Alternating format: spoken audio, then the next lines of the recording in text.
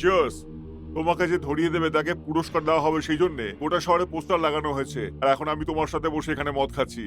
আমি কত মার্ডার করেছি, কত চুরি করেছি, রেপও করেছি, আর আমার ওপর শুধু 1 লাখ টাকার ইনাম রেখে আমার নাম ধ্বংস করে দিচ্ছ তুমি। কম পক্ষে 2 কোটি টাকার ইনাম অ্যানাউন্স করার উচিত ছিল তোমার। একটা গুন্ডাকে মারার পরিবর্তে তুমি একজন এমন একটা লোককে মেরেছো যার সঙ্গে এর কোনো সম্পর্ক নেই। যিনি তোমাকে সুপারি দিয়েছেন সেই মন্ত্রী আমাদের পোস্টার লাগানোর জন্য বলেছেন, কারণ অপোজিশনের লোক, মিডিয়ার লোক এই ব্যাপারটাকে নিয়ে অনেক হাঙ্গামা খাড়া করছে। দেখো, কিছুদিন তুমি এদের নজরের বাইরে থাকো। 1 লাখ টাকার লোভে যদি কেউ তোমাকে ধরিয়ে দেয় তাহলে তুমি কি করবে?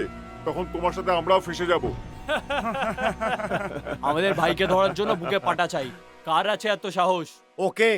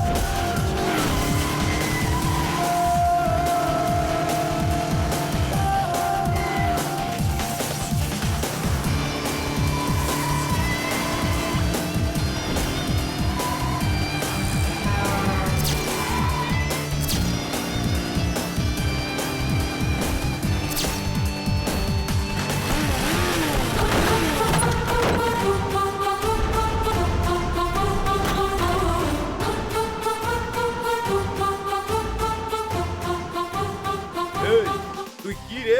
আমি কি জিনিস সেটা পুরো শহর জানে। তুই আমাকে চিনিস না মানে তুই নিশ্চয়ই কোনো এদো গলির গুন্ডা হবি। হাতে তরোয়াল নিয়ে নিরীহ লোকদের হত্যা করে যেসব হিজড়েরা মজা পায় তাদের ব্যান্ড বাজানো আমার কাজ।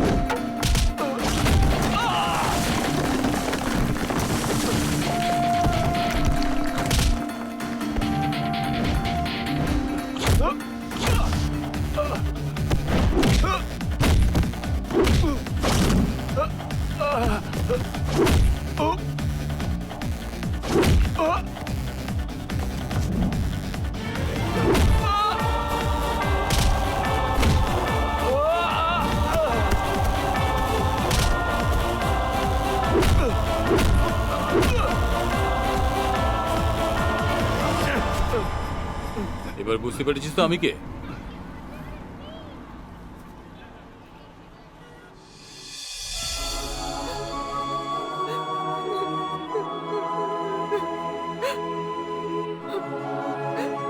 এটা পুরো 1 লাখ টাকা আপনার ছেলের খুনিকে পুলিশের হাতে তুলে দিয়েছি, তারই পুরস্কার এটা। এখন আপনার ছেলেকে তো আমি ফিরিয়ে আনতে পারবো না, কিন্তু যে দায়িত্ব আপনার ছেলে ওঠাতো সেই দায়িত্ব আমিও ওঠাবো। আমাকে আপনি নিজের ছেলের মতোই ভাবুন। আমাদের মাদের ছেলে তুমি বাবা। তুমি তো বুড়ো বয়সে দেখবে বাবা। এসব লক্ষ্মীরই শিক্ষার চমৎকার। আমার ছেলে।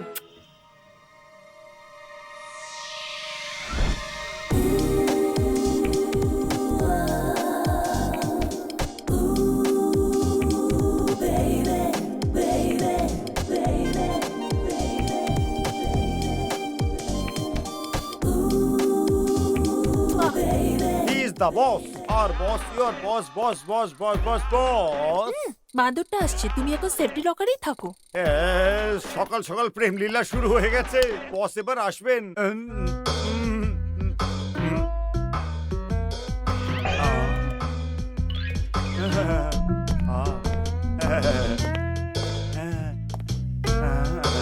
কি রে, আমাকে এমন ভাবে দেখছিস যেন তুই আমায় খেয়ে নিবি। তুমি কি কোনো রসগোল্লা না পান্তুয়া যে খেয়ে নেবো? তোমাকে অফিস পরিষ্কার করতে থেকে আমার মনটা কি ভালো লাগে সোনামণি। লাইন মারছিস?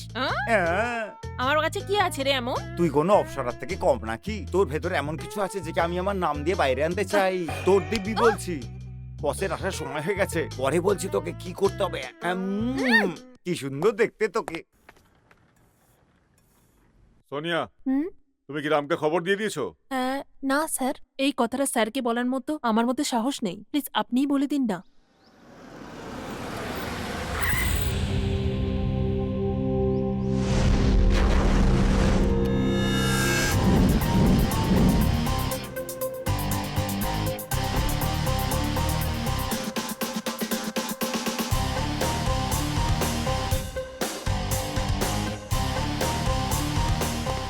স্যার এসে গেছেন, আপনি বলে দেবেন।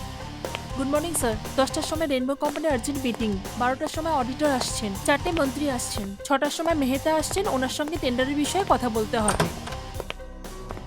Good morning Ram. Good morning uncle. Meeting এর জন্য তৈরি? কি হয়েছে uncle? What happened? Sorry Ram, তোমাকে কি করে বলবো আমি বুঝতে পারছি না। তোমার সাথে টাই আপ করতে পারবে না বলে সবাই বারণ করে দিল। এটা আপনি কি বলছেন? 2000 কোটি টাকার প্রজেক্ট আঙ্কেল। এই প্রজেক্টটাকে অ্যাপ্রুভ করার জন্য মাথুজির হাত থেকে কত লোককে আমি ঘুষ দিয়েছি, কত ঝামেলা করেছি। ফার্স্ট টাইম সিঙ্গাপুর, হংকং, মালয়েশিয়ার কনস্ট্রাকশন কোম্পানির সাথে টাই আপ করার জন্য কি না করেছি আমি। হোয়াটস রং আঙ্কেল? ওদের মনের মতো অ্যাকোমোডেশন দেননি নাকি? নাকি ওদের ঠিক করে খেয়াল রাখেননি? ভালোভাবে দেখাশোনা করেছি, কিন্তু উনি এটা দেখে ফেলেছেন।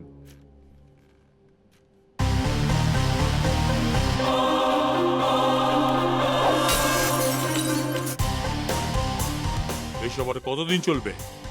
কতদিন এইভাবে বেইজ্জত হতে থাকবো? এই জন্য দায়ী তুমি। আজ কোনো না কোনো ডিসিশন নিতে হবে। দাদা, এই ভুল হয়ে গেছে দাদা, ক্ষমা করে দাও। মুখ বন্ধ করো পদার্থ। 2000 কোটি টাকার প্রজেক্ট তোর জন্য হাত থেকে বেরিয়ে গেছে, তারপর অপমান হলো সেটা আলাদা। থু, দেখ, এর মধ্যে যে কোনো একটা জায়গা পছন্দ কর, আমি তোকে ওখানে পাঠিয়ে দেবো। তোকে দিনে 5 লাখ টাকা দেবো, কিন্তু এখানে যেন তোকে আমার না দেখি। এমনটা বলো না দাদা। আমি বিজনেসে সবসময় উপরে থাকতে চাই। কেউ যদি আমার রাস্তায় আসে তাহলে আমি কিন্তু ক্ষমা করবো না, এমনকি তোকেও করবো না।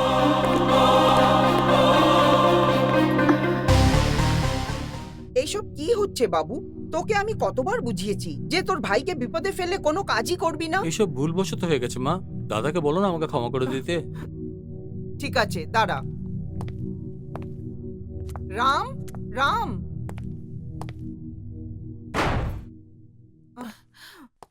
এসো মা। ম্যাডাম, স্যার রেগে গিয়ে রুমের ভেতর চলে গেলেন, এর ফলে সমস্ত প্রোগ্রাম ক্যান্সেল হয়ে গেল। এটা একটা ইম্পর্টেন্ট প্রজেক্টের ফাইল, স্যারের সাইন চাই।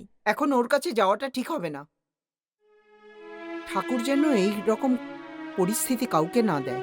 একটা মায়ের পেট থেকে জন্মানো দুটো যমজ বাচ্চার এরকম আলাদা আলাদা হবার কারণ কি ম্যাডাম? ঠাকুরের আশীর্বাদে আমাদের কাছে সব ছিল, কিন্তু বিয়ের 10 বছর পরও আমাদের বাচ্চা হয়নি। ঠাকুরের কাছে গিয়ে অনেক প্রার্থনা করলাম। ঠাকুর আমার উপর দয়া করল, আমার দুটো যমজ বাচ্চা হলো। আর সাথে অনেক সমস্যা। ছোটটা একদম ভালো ছিল, কিন্তু বড়টা বড্ড রুগ্ন। 1 মাস যদি বেঁচে থাকে তাহলে বড় ছেলে বেঁচে থাকবে, ডক্টর বলল। দুজনকেই দুধ খাওয়াতে পারবো সেরকম আমার অবস্থা ছিল না। ডাক্তারের কথা অনুযায়ী আমি শুধু বড় ছেলেকেই দুধ খাওয়াতাম।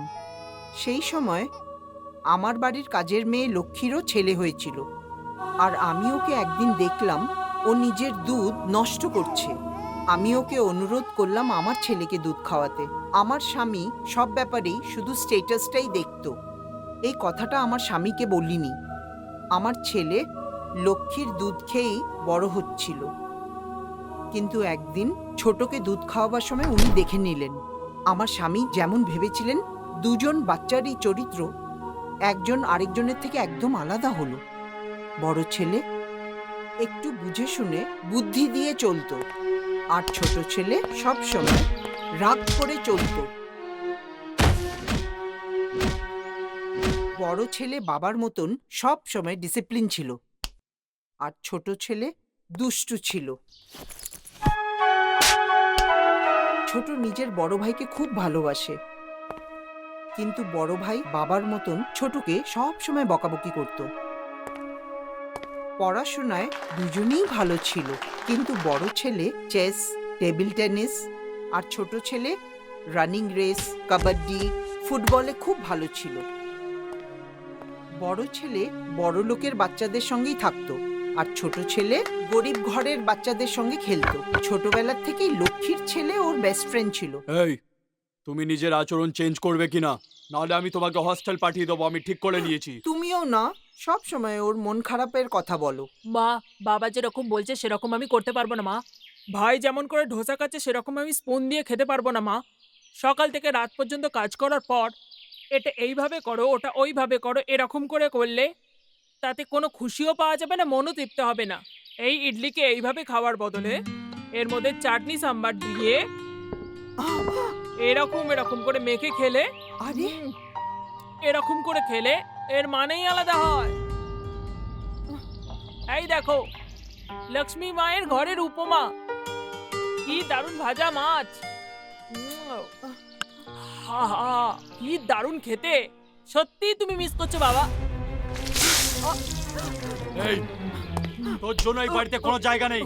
যদি তুই নিজের মায়ের ছেলে থাকতিস তাহলে তুই এরকম দুষ্টুমি করতিস না।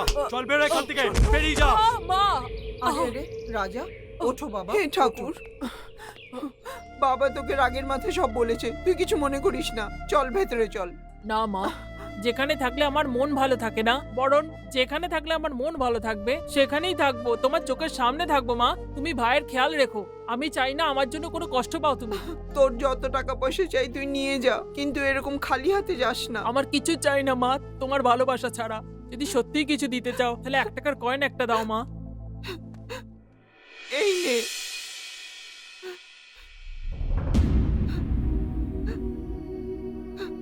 এখন থেকে যখনই তুমি আমার সঙ্গে দেখা করতে আসবে মা, তখন তুমি আমাকে 1 টাকা করে দেবে। আর কিছু বলো না। Sonia, come here. দেখ বাবু, ওকে বোঝাবার আমার ক্ষমতা নেই, আর আমি তোকেও এইভাবে দেখতে চাই না। তুই তাড়াতাড়ি বিয়ে করে ফেল, অন্তত ও তোর খেয়াল রাখবে। বিয়ের কথা ছাড়ো না মা, দাদাকে বলে আমাকে ক্ষমা করতে বলো না। তোমার আর দাদাকে ছাড়া আমার আর কে আছে মা? দাদা বরং আমাকে ঘৃণা করুক, কিন্তু আমি দাদাকে খুব ভালোবাসি মা। আমার জন্য যেন দাদার কোনো সমস্যা না হয় তার জন্য পুরোপুরি খেয়াল রাখবো আমি। প্লিজ মা, দাদাকে একটু রাজি করো না মা।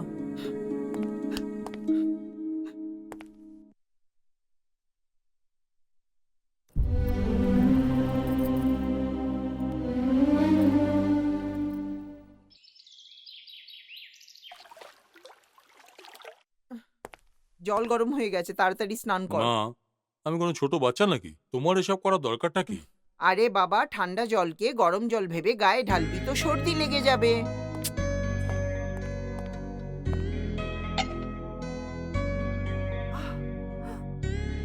এটা তো ভীষণ ঝাল, ও খেতে পারবে না। যা নিয়ে গিয়ে আরেকটা বানিয়ে আন, যা তাড়াতাড়ি। মা, তোমাকে কতবার বলেছি এইসব কাজ তুমি কেন করো? ঘরের চাকর বাকর কম আছে নাকি? কিছু না বাবা, ছেলের কাজ করতে মার তো সবসময় ভালো লাগে। উফ, এই নে বাবা। মা, তুমি মানবে না।